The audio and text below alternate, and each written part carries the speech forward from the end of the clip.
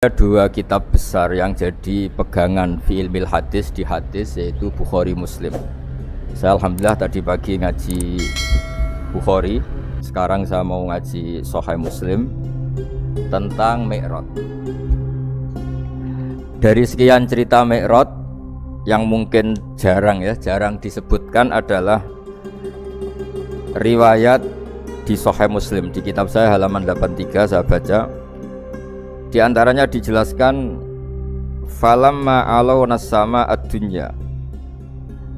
Jadi di peristiwa Mi'raj yang jarang diceritakan orang itu, Rasulullah itu ketemu Nabi Adam. Dan Nabi Adam itu disebutkan di sini faidan an yaminihi aswidatun wa an yasarihi aswidatun. Dari sisi kanan itu ada kelompok besar, dari sisi kiri juga kelompok besar. Saya baca teks aslinya ya, tabarruk ya, supaya dapat berkah dari bahasa Rasulullah SAW. Ini cerita Nabi ketika ketemu Nabi Adam. Fa idza nazara qibala yaminih dhakhika wa idza nazara qibala shimalih baka. Nabi Adam ketika melihat ke kanan itu senyum-senyum, senang sekali. Tapi kalau melihat ke kiri itu nangis. Lalu Rasulullah SAW tanya ke malaikat Jibril, itu siapa? Itu Adam. Dan yang kelompok di kanan itu ahli surga. Maka beliau kalau melihat senang sekali, dan kalau yang di kiri itu ahli neraka, kalau beliau melihat itu susah sekali. Artinya apa? Betapa susahnya jadi Nabi Adam. Jadi kalau misalnya ada koruptor ketangkep gitu ya, yang nangkep ya cucunya, yang ditangkep juga cucunya. Kalau kita punya anak 10 itu, terus yang satu misalnya nyuri milik temannya, milik saudaranya itu, sing naboi ya anaknya, yang ditabui juga anaknya. Kayak apa tersiksanya seorang Nabi Adam? Karena nggak punya pilihan, pasti dari sekian kasus dolim dan mazlum, yang mendolimi maupun yang didolimi itu pasti anak cucunya. Jadi betapa susahnya seorang Nabi Adam.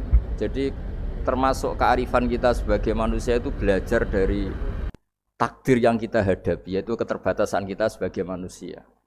Kita harus bisa ngelola kegagalan, terima qadha qadar. Makanya kata Mbah Mun, abahnya Gus Yasin itu sering cerita ke saya, iman itu paling dhuwur itu iman qadha qadar, khairihi wa syarrihi minallah. Kita harus punya kesiapan iman khairihi wa syarrihi minallah. Bahwa segala kebaikan, segala syar itu sudah digariskan oleh Allah Ta'ala. Kita bisa apa sebagai manusia? Jadi pertama Nabi Muhammad ketemu di as-sama'id dunya, langit paling dekat, itu ketemu Nabi Adam dengan kondisi seperti tadi. Kalau melihat ke kanan itu senyum, karena itu anak-anak beliau, turunan beliau yang ahli surga.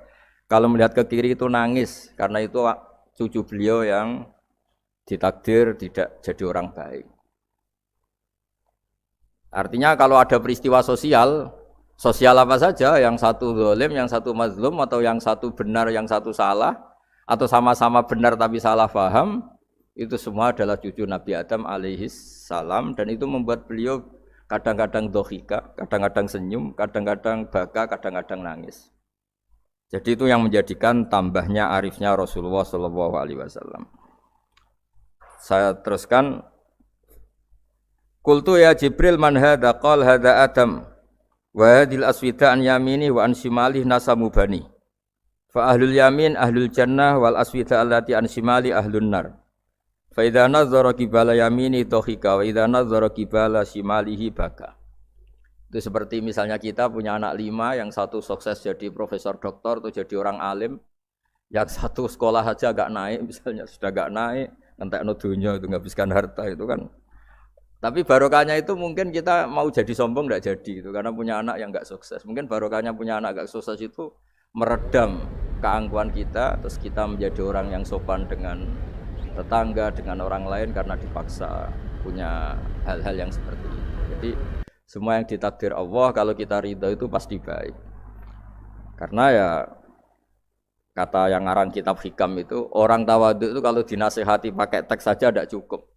Kalau punya utang itu tawaduk sendiri gitu. Guyonannya orang-orang kiai gitu. Ada orang sombong. Supaya ada sombong, kalau dia ketemu orang yang ngutangin itu pasti sopan sendiri. Jadi kalau dinasehati suruh sopan susah. Tapi kalau ketemu orang yang ngutangin atau ketemu orang yang dia butuh, pasti dengan sendirinya sopan sendiri. Atau ketemu orang yang menjadikan anaknya dapat pekerjaan, menjadikan keluarganya dapat job pekerjaan, pasti dia sopan sendiri karena utang jasa.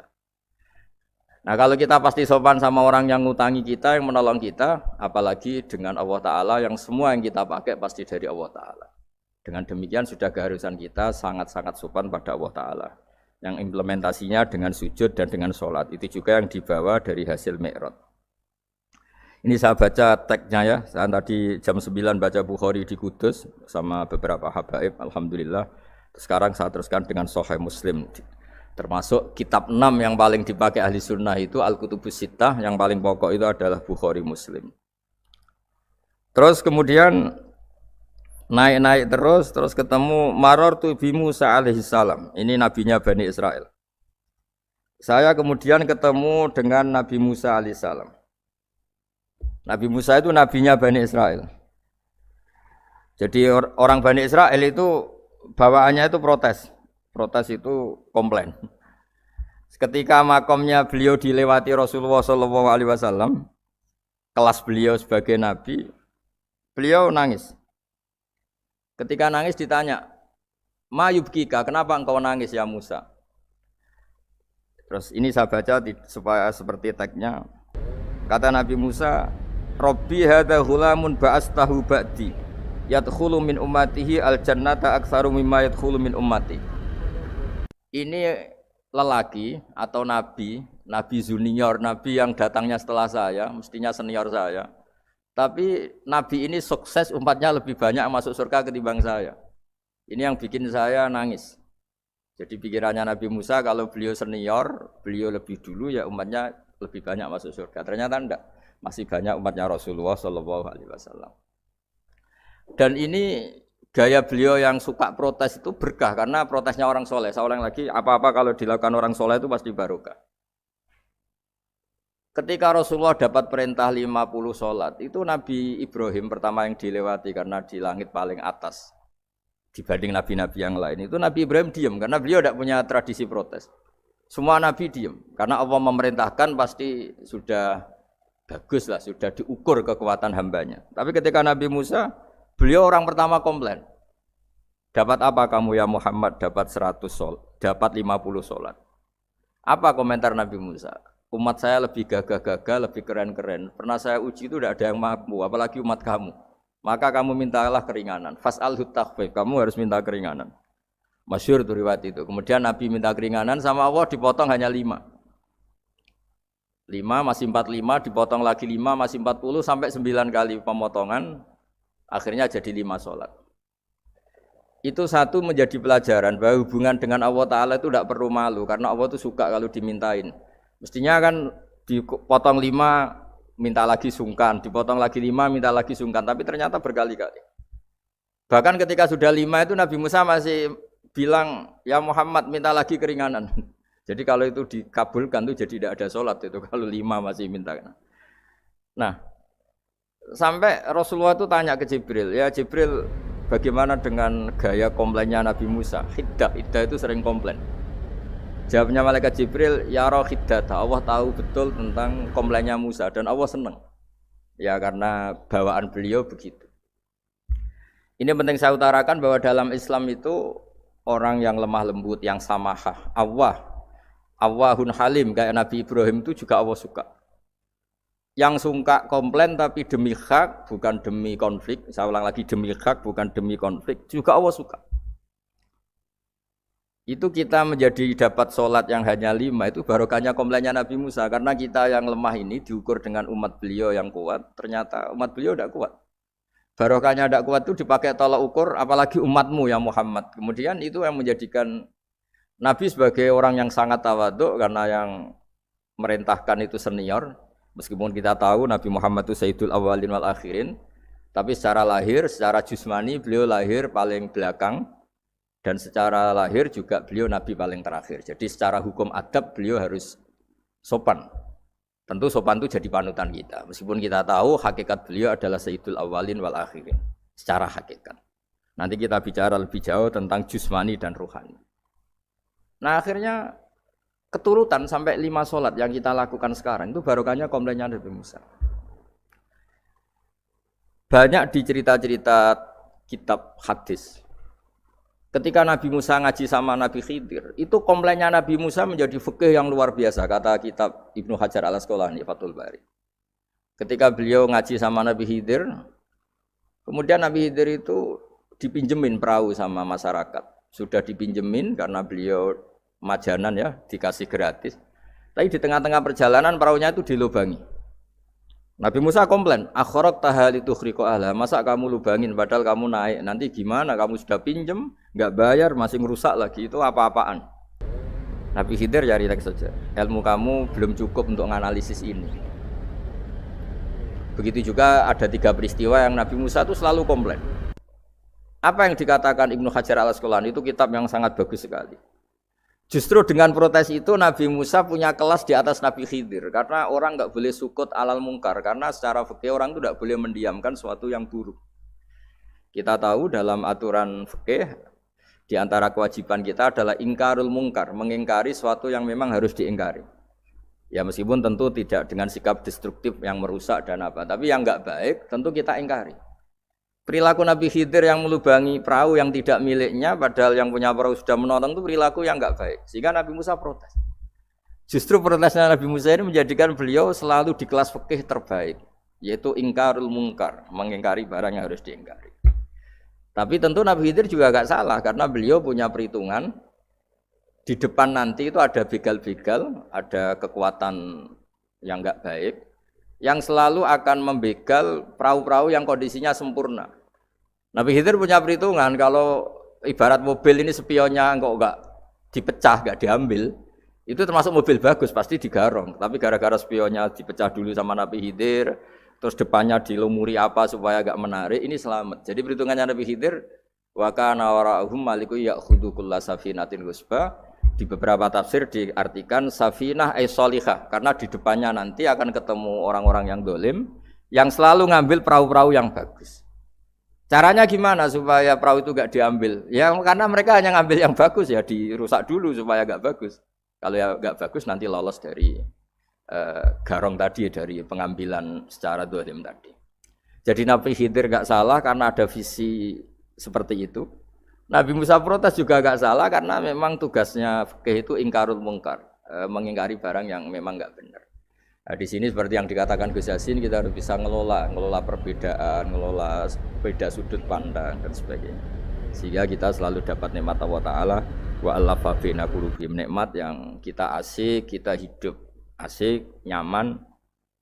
Doa-doa bapak-bapak saya, guru-guru kita sering ijazahi setiap ketemu teman atau keluarga disuruh berdoa, Allahumma alif baina qulubina wa aslih dzata bainina. Semoga hubungan kita dengan orang lain itu baik-baik saja dan semua konflik kita dibenahi oleh Allah Subhanahu wa taala. Karena kita tidak pernah tahu ya, kita miskin kadang dianggap problem karena takut membebani tetangga. Tapi kita kaya juga kadang dianggap problem karena orang lain takut kalah dengan kita. Kita tidak pernah tahu cara pandang orang lain. Jadi kadang-kadang kita menang gitu, sama yang senang dikira kita pemikir serius gitu. Tapi sama yang nggak senang dikira kita merengut. Kita guyon, kata yang senang itu luar biasa. Kita dianggap orang yang ceria. Bagi yang nggak senang dianggap arogan. Jadi kita tidak pernah bisa ngelola pikiran orang lain. Nah, barokahnya rahmat Allah yang tidak terbatas kita seperti ini. Dan itu digambarkan oleh Allah Ta'ala ketika ketemu antar Nabi itu. Cara pandang ya beda-beda. Nabi Ibrahim itu kalau melihat orang yang enggak benar, itu ya ngendikannya faman tabi'ani fa innahu minni wa man asani fa innaka ghafurur rahim. Ya Allah, yang ikut saya ya karuan kelompok saya, yang tidak ikut saya semoga engkau banyak mengampuni mereka. Nabi Nuh beda sekali cara pandang. Nabi Isa ubudiyah murni. Ketika melihat orang yang enggak benar, beliau tidak ngambil sikap. Beliau ngendikan intu adzibhum fa innahum ibadu. Kalau engkau siksa nggih monggo Gusti, wong itu hamba-hamba jenengan, itu terserah jenengan. Wa in taghfir lahum, kalau engkau ampuni nggih monggo, jenengan yang punya pertimbangan lebih bijak. Dan itu yang dalam banyak hadis ketika Rasulullah SAW melihat umatnya di akhir zaman yang macam-macam, Nabi ngambil sikap kayak sikapnya Nabi Isa. Sebagian riwayat Nabi mengatakan fa aqulu kama qalal abdus sholeh. Saya akan ngambil sikap kayak sikapnya al-abdus sholeh. Di hadis itu diredaksikan, yaitu dengan redaksi intu adzibhum fa innahum ibaduk wa in taghfir lahum fa innaka antal azizul hakim. Ya saya teruskan. Kemudian Akhirnya Rasulullah Shallallahu Alaihi Wasallam sampai ke Sidratil Muntaha. Wa ra'aitu Ibrahim alaihi salam wa ana asbahu waladih bih. Ketika ketemu Nabi Ibrahim, hubungan Rasulullah itu sangat emosional. Beliau yang pertama diceritakan, saya ketika ketemu Nabi Ibrahim itu senang sekali karena ternyata saya ini cucu beliau, turunan beliau yang paling mirip beliau. Jadi ini unik dari sekian peristiwa besar, peristiwa langit. Kemudian Nabi ada hubungan emosional yang luar biasa ketika ketemu Nabi Ibrahim. Pertama yang dikatakan Nabi, wa ana asbahu waladi bi. Saya adalah cucu yang paling mirip beliau. Dan ini kita tahu akhirnya di semua syariat kita istilah resminya itu anit tabi millata Ibrahim hanifa. Di istilah resmi agama kita millata abikum Ibrahim, agama leluhur kamu Ibrahim. Kita ketika baca sholawat Allahumma sholli ala sayyidina Muhammad, terusannya juga kama shollaita ala sayyidina Ibrahim wa ala ali Ibrahim. Dan seterusnya dan seterusnya. Kemudian yang terakhir saya cerita secara akidah Ahlussunnah wal Jamaah yang dianut oleh Imam Asy'ari dan Maturidi. Meskipun secara lahir itu Nabi mengalami pertemuan dengan Allah di Sidratil Muntaha, tapi tetap saja kita cara pandang bahwa Allah Ta'ala itu mukhalafatul hawadis. Allah tidak bisa kamu andekan di satu tempat terus mengalami hal-hal yang kita alami sebagai makhluk. Sebab itu sirinya kenapa di surat Isra dimulai dari subhanalladzi. Allah tetap maha suci. Maha suci itu artinya terbebas dari yang kita alami. Allah selalu mukhalafatul hawadis. Allah la yahtaju ila makarin. Allah tidak butuh tempat. Allah tidak butuh waktu. Allah tidak butuh semua. Karena Allah itu qayyum. Allah itu qiyamuhu bi nafsihi, berdiri sendiri. Allah tidak butuh aras. Allah tidak butuh kursi. Tapi eksistensi kursi yang butuh Allah. Allah tidak butuh aras, tidak butuh kursi. Tidak butuh langit, semuanya itu berdiri karena Allah. Bukan sebaliknya Allah berdiri di atas semuanya. Sehingga kita mulai kecil diajari Allah itu siapa? Al-Qayyum. Kalau bahasa kita qiyamuhu binafsih, selalu berdiri sendiri. Dan Allah itu Al-Ghaniyul Mutlaq, enggak butuh yang lain. Di sini pentingnya selalu Nabi ngendikan subhanallah, subhanallah, wiridanya tetap Allah itu maha suci, Allah maha besar, Allah maha agung. Dan keagungannya diantara ditandai dia punya sifat yang tidak sifat kita. Dia punya keabadian yang tidak bisa kita miliki. Dia punya semuanya yang tidak kita miliki. Itu sebab itu dimulai subhanalladzi asra bi 'abdi lailam minal masjidil haram. Jadi kata subhana ini maha suci itu maha suci dari tempat, dari waktu, dari apa saja. Meskipun Allah punya adat, punya sunnah memperlakukan hambanya itu dengan logika atau bayangan yang dibayangkan seorang hambanya. Sehingga seakan-akan kita ini ya ketemu, seakan-akan kita bisa ini melihat. Sehingga di surga disebut kita ini melihat Allah. Tapi semua ahli sunnah mengatakan, tapi kamu melihat Allah itu tetap saja bila kaifin walan khisorin, tidak bisa terus menciri. Ciri itu bisa membatasi sifatnya Allah itu begini-begini, tidak bisa. Tetap Allah itu la tudrikul absar wa huwa yudrikul absar. Tapi kita bisa disebut melihat dengan kemakhlukan kita yang profan. Di surga disebut melihat, tapi bukan melihat yang kayak kita melihat antar makhluk yang terus bisa apa itu cerita detail, cerita spesifik, cerita apa tidak bisa. Tetap la tudrikul absar. Ini hebatnya ulama-ulama kita, selalu cerita Mi'raj, cerita nazar ila wa fil jannah, melihat Allah di surga, tapi bersamaan dengan itu selalu cerita Allah itu mukhalafatul hawadis, Allah itu laisa kamislihi syai'un. Jadi terima kasih Gajang utamanya pada Gus Yasin dan yang membantu semuanya. Barokahnya kita ketemu bisa ngaji, supaya barokah saya baca teks aslinya di Hadisil Isra, karena tadi saya jam 9 sudah baca Bukhari. Ini supaya dapat berkah saya ini baca Sahih Muslim. Sekian dan semoga barokah. Assalamualaikum warahmatullahi wabarakatuh.